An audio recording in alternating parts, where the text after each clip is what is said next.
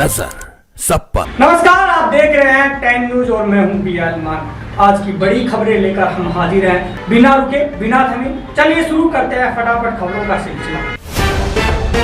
आंध्र प्रदेश के कालुलम स्थित वेंकटेश्वर मंदिर में एकादशी के दौरान भगदड़ मचने से 9 श्रद्धालुओं की मौत हो गई। भीड़ बढ़ने से रेलिंग गिर गई थी। ज्यादातर मृतक महिलाएं हैं। मौके के वीडियो में अफरा तफरी और लोगों को एक दूसरे पर चढ़कर बसते देखा गया। दिल्ली में आज से दूसरे राज्यों के BS3 डीजल ट्रकों की एंट्री पर रोक लग गई है। BS4 वाहनों को 2026 तक अनुमति है। कदम का उद्देश्य प्रदूषण घटाना है। केवल CNG, LNG और इलेक्ट्रिक वाहनों को छूट दी गई है। अमेरिका की नेशनल इंटेलिजेंस डायरेक्टर तुलसी गबार्ड ने कहा कि दशकों से अमेरिकी विदेशी सरकारों को गिराने और अपने एजेंडे थोपने पर दखल देता रहा है। उन्होंने माना कि इन कदमों से कई देशों में हालात बिगड़े और अमेरिका की छवि को भारी नुकसान पहुंचा। ट्रंप प्रशासन ने कंपनियों पर H-1B वीजा का दुरुपयोग कर अमेरिकी युवाओं से नौकरियां छीनने का आरोप लगाया। लेबर डिपार्टमेंट ने कहा 72% वीजा भारतीयों के पास है। वीडियो संदेश में कहा गया कि अमेरिकी ड्रीम वापस लाने के लिए गलत कंपनियों पर सख्त कार्रवाई होगी। CM नीतीश कुमार ने कहा कि अब बिहारी कहलाना गर्व की बात है। वहीं RJD प्रत्याशी खेसारी लाल यादव ने पलटवार करते हुए कहा, लालू का जंगल राज अच्छा था, लोग पैसे देकर जिंदा रहते थे। दोनों के बयानों से बिहारी चुनावी माहौल गरमाया हुआ है। कर्नाटक के CM सिद्धारमैया ने मोदी सरकार पर जबरन हिंदी थोपने का आरोप लगाया। कहा, कन्नड़ की उपेक्षा हो रही है जबकि हिंदी अंग्रेजी पर फंड खर्च किया जा रहा है। उन्होंने मातृभाषा में शिक्षा को अनिवार्य करने की मांग की। CM पिनाराई विजयन ने विधानसभा में घोषणा की कि केरल अब अत्यधिक गरीबी से मुक्त हो गया है। EPAI योजना के तहत 64,000 परिवारों को गरीबी से बाहर निकाला गया। 1,000 करोड़ से ज्यादा निवेश कर हर जरूरत का इंतजाम किया गया। विपक्ष ने इसे फ्रॉड बताया। कर्नल सोफिया कुरैशी ने कहा कि ऑपरेशन सिंदूर भारत की आत्मनिर्भरता का प्रमाण है। अब युद्ध सिर्फ गोलियों से नहीं बल्कि बाइट्स और बैंडविड्थ से भी लड़े जाते हैं। युवाओं से फेक न्यूज के खिलाफ डिजिटल साक्षरता बढ़ाने की अपील की।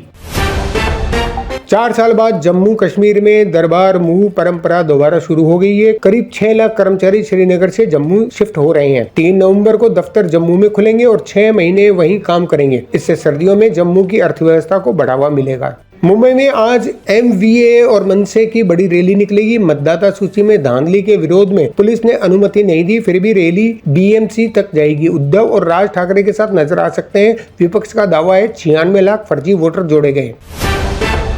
अयोध्या में 5 कोसी परिक्रमा में लाखों श्रद्धालु उमड़े। कई भक्त लेट कर परिक्रमा कर रहे हैं। महिलाएं भक्ति गीतों पर नाचती दिखी। प्रशासन ने ड्रोन से निगरानी की। मान्यता है कि परिक्रमा का हर कदम पापों से मुक्ति देता है।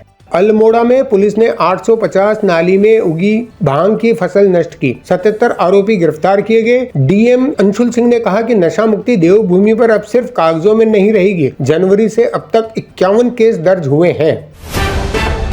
असम के CM हिमंत विश्व शर्मा ने कांग्रेस सांसद गौरव गोगोई को पाकिस्तानी एजेंट बताया। कहा, मेरे पास इसके सबूत हैं, सही समय पर सार्वजनिक करूंगा। कांग्रेस ने आरोप को राजनीतिक साजिश बताया। भोजपुरी स्टार और सांसद रवि किशन को धमकी भरे फोन आए। इसमें परिवार और धर्म को लेकर अभद्र बातें की गई। रवि किशन बोले, हम डरने वाले नहीं है, ये विचारधारा पर हमला है। पुलिस जांच में जुटी है। नई रिपोर्ट के मुताबिक अगर भारत ने सिंधु नदी का पानी रोका तो पाकिस्तान में कृषि संकट गहरा जाएगा। पाकिस्तान के बांध सिर्फ 30 दिन का पानी रोक सकते हैं। भारत की सख्त नीति से पड़ोसी देश में सूखे जैसी स्थिति बन सकती है। यूपी के शामली में कीटनाशक विक्रेता मनीष की हत्या उसके दोस्तों ने की। वजह थी मनीष द्वारा उसके समलैंगिक संबंधों का खुलासा करने की धमकी देना। पुलिस ने दोनों आरोपियों को गिरफ्तार कर हत्या में इस्तेमाल चाकू बरामद किया।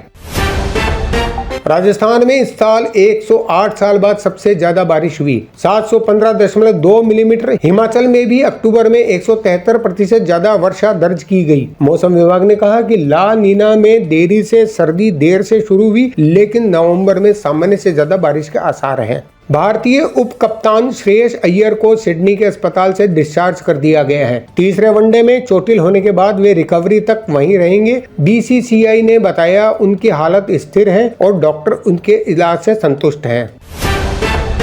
बिहार चुनावी माहौल में भोजपुरी स्टार्स खेसारी लाल और पवन सिंह आमने सामने हैं। खेसारी ने सरकार पर तंज कसा तो पवन ने पलटवार करते हुए कहा, 15 साल पहले का बिहार देखो, तब और अब में फर्क समझ में आ जाएगा। असम के लोकप्रिय गायक जुबिन गर्ग की आखिरी फिल्म रोई रोई बिनाले रिलीज से पहले ही दिन हिट हो गई है। दर्शकों ने श्रद्धांजलि के तौर पर फिल्म देखी। इसने बॉक्स ऑफिस पर रिकॉर्ड कमाई कर ली है।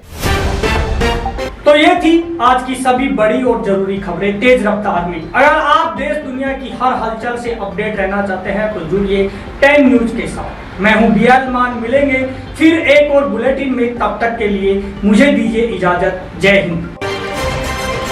नजर सब